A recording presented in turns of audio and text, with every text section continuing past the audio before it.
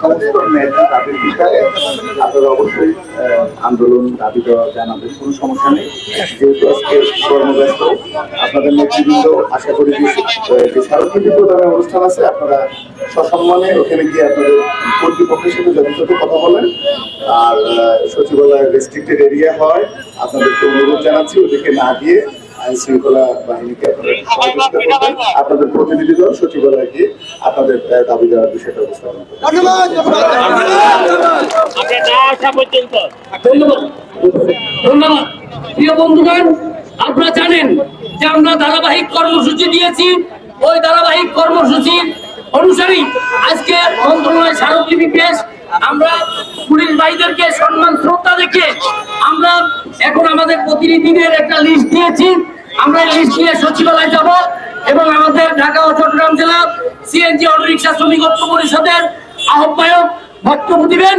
বক্তব্য দেওয়ার পরে আমরা আমাদের যে 13 দফা দাবি রয়েছে, আজকে ঢাকা শহরে নৈরাজ্য সৃষ্টি হয়েছে, পার্কিং এর ব্যবস্থা নাই, নো পার্কিং এ মামলা দেওয়া হচ্ছে।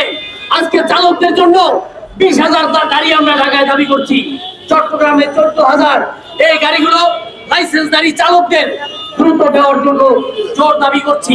আজকে প্রধান উপদেষ্টা, যোগাযোগ উপদেষ্টা, বিআরটি এর চেয়ারম্যান মহোদয়, সবার কাছে আমরা ধারাবাহিকভাবে স্মারকলিপি এর আগেও দিয়েছি, আজকে দেব। আমি চেয়ারম্যান মহোদয়কে বলতে চাই, যোগাযোগ সচিব মহোদয়কে বলতে চাই, আপনাদের যাতে দ্রুত শুভ বুদ্ধি উদয় হয়। আমাদের দায়িত্ব, আমাদের দাবি 13 দফা খুব দ্রুত মেনে নেন। আর আমরা যদি আমাদের দাবি যদি মেনে নেওয়া না হয়, আপনারা দেখছেন ঢাকা চট্টগ্রামে গত সপ্তাহে আমরা অন্ধকার করে দিয়েছি।